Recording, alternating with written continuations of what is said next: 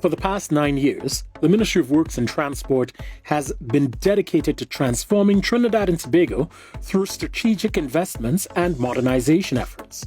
With over 7,000 completed projects, the ministry has enhanced connectivity, improved transportation systems, strengthened flood resilience, and modernized public services, all with the goal of sustainable national development. Join me as we recap some of the exciting projects, programs, and initiatives that have impacted you, the citizens of Trinidad and Tobago. Most recently, the ministry commissioned the Grand Chemin Fishing Center. Equipped with modern amenities, the newly commissioned facility is built to empower the community of Moruga, as it is intended to expand and support the fishing industry by creating sustainable employment opportunities. With the completion of Phase 1, persons can now look forward to the commencement of Phase 2, the Grand Chemin Fishing Port and Offshore Facility. The upgrade and rehabilitation of our transportation, infrastructure, and road network continue to be our top priority. Our goal is clear: to elevate existing infrastructure to a first-class standard, creating a comprehensive grid that seamlessly connects major arteries and highways. Let's shine the spotlight on the evolution of the national highway grid. In the west, the Digger Mountain West Moorings Interchange has enhanced accessibility as it seamlessly connects the western region to the rest of the country. In the east, the Curepe Interchange and Phase 1 of the Valencia to Toco Highway have eased the congestion and ensured a smoother and safer commute to your destination.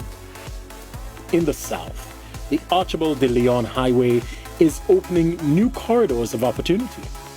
And shortly, we'll be commissioning the Camuto to Sangre Grande Highway with a connector road from Guayco Trace to the Eastern Main Road. This is set to improve accessibility and connectivity for the underserved communities in East Trinidad. But our work does not stop there.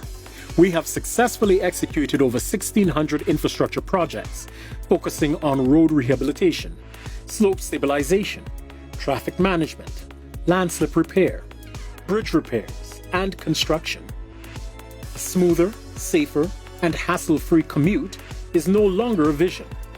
It's a reality. Another major accomplishment is the development of a comprehensive national transportation policy, a strategic blueprint that is redefining the way we move, whether by land, sea, or air. This policy ensures that our transportation system is secure, efficient, modern, and accessible. The impact? A stronger, more competitive nation. One where goods and people can move seamlessly across and between our islands, fueling economic growth and national development. In the area of drainage, the ministry understands that the war against climate change and its impact require a multifaceted approach. And in so doing, we've employed several smart solutions to address the issue of flood management across the country. This is reflected in the over 2,700 drainage projects that we have completed, which consists of the National Desilting Program, the build-out of drainage infrastructure, the upgrade of pumps and gates, and the ongoing clearing of river mouths. For the first time in our history, the ministry has developed and is currently implementing a national strategic drainage plan, which is a significant step towards effective flood and watershed management.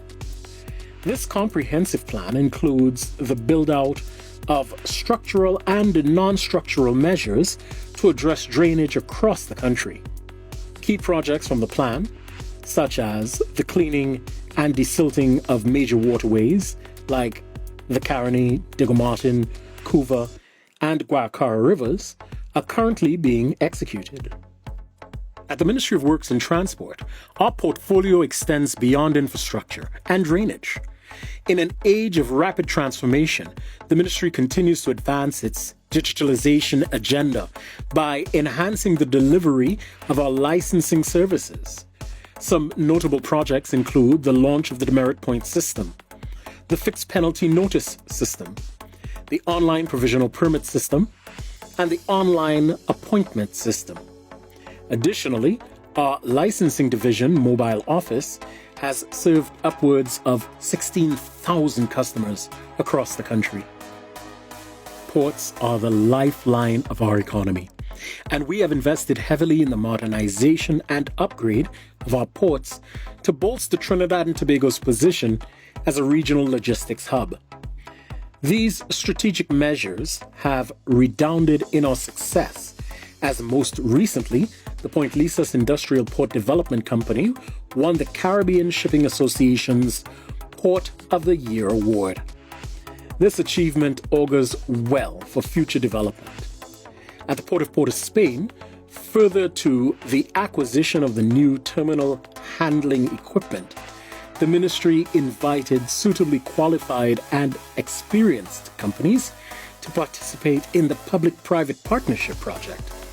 This initiative aims to increase private participation to establish a more competitive and financially sustainable port system, which will serve to increase our level of competitiveness on the global market. A noteworthy achievement for the ministry was the acquisition of 2 new catamaran vessels built to specification for the citizens of Trinidad and Tobago. The APT James and the HFC Bucharef have added an increase in seating capacity by 1,926 seats, stabilizing the movement of people and goods across the sea bridge. Soaring to even greater heights best describes the progress made in our vibrant aviation sector. From hosting international aviation conferences to being recognized as the best airport in the Caribbean by the prestigious Skytrax World Airport Awards for 3 consecutive years, the Piarco International Airport continues to position itself as a major player in the international aviation industry. Furthermore, we have solidified strategic agreements for air uplifts with the signing and initialing of a bilateral air services agreement between Trinidad and Tobago and the Kingdom of the Netherlands in respect to Curaçao, the State of Qatar, and the United Arab Emirates. As we look towards the future, we are actively engaged in discussions for the formalization of new agreements with 15 other states, which are at varying degrees of maturity. These undertakings are set to open up new routes and opportunities for travel, trade, and investments. Additionally, work continues on Trinidad and Tobago's strategic efforts to pioneer the first airport city in the Caribbean. Elevating public transportation. The safe and efficient movement of persons is at the core of the transportation sector, and as such, the Public Transportation Service Corporation stands as a symbol of mobility. For this reason, the corporation is refurbishing its existing fleet and is acquiring new buses to improve the traveling experience of its customers. And coming soon, commuters can look forward to the introduction of electric buses and upgraded bus shelters with disability access. All of this is being done with you in mind, the traveling public, to ensure a reliable, safe, and comfortable experience. With a laser vision approach coupled with strategic investments, we have been able to undertake and implement a broad suite of policies, projects, programs, and measures that continue to advance Trinidad and Tobago's development and growth agenda. From roads to ports, buses to bridges, aviation to waterways, the Ministry of Works and Transport is building for the future. A future that puts you, the people of Trinidad and Tobago, first.